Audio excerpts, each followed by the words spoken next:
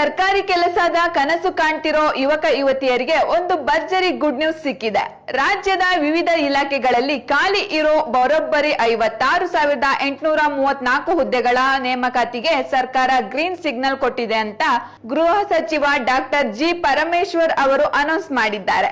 ಇತ್ತೀಚೆಗೆ ಬೆಂಗಳೂರಿನ ಪೊಲೀಸ್ ಇಲಾಖೆಯ ಹೊಸ ವಾಹನಗಳಿಗೆ ಚಾಲನೆ ನೀಡಿ ಮಾತನಾಡಿದ ಅವರು, ಇಷ್ಟು ದಿನ ಒಳ ಮೀಸಲಾತಿ ಗೊಂದಲದಿಂದ ನೇಮಕಾತಿ ಸ್ವಲ್ಪ ಲೇಟ್ ಆಗಿತ್ತು. ಆದ್ರೆ ಇನ್ ಮುಂದೆ ಆ ಕಿರಿಕಿರಿ ಇಲ್ಲ, ಎಲ್ಲಾ ಅಡೆತಡೆಗಳನ್ನು ಸರ್ಕಾರ ಕ್ಲಿಯರ್ ಮಾಡಿದೆ ಅಂತ ತಿಳಿಸಿದ್ದಾರೆ. ಇನ್ನು ವಿಶೇಷ ಅಂದ್ರೆ ಇದರಲ್ಲಿ 8,000 ಕಾನ್ಸ್ಟೇಬಲ್ ಮತ್ತು ಸುಮಾರು 600 ಹೊಸ PSI ಹುದ್ದೆಗಳಿಗೂ ಅವಕಾಶ ಸಿಗಲಿದೆ. ಈಗಾಗಲೇ ಹಗರಣಗಳಿಂದ ಹಳ್ಳ ಹಿಡಿದಿದ್ದ 545 PSI ನೇಮಕಾತಿ ಪ್ರಕ್ರಿಯೆ ಕೂಡ ಸರಿಯಾದ ದಾರಿಗೆ ಬಂದಿದ್ದು ಒಟ್ಟು 947 PSIಗಳ ನೇಮಕಾತಿ ಪೂರ್ಣಗೊಂಡಿದೆ. ಒಟ್ಟಿನಲ್ಲಿ ರಾಜ್ಯ ಸರ್ಕಾರದ ಈ ನಿರ್ಧಾರದಿಂದ ಸಾವಿರಾರು ನಿರುದ್ಯೋಗಿ ಯುವಜನತೆಯ ಬಾಳಲ್ಲಿ ಹೊಸ ಭರವಸೆ ಮೂಡಿದೆ.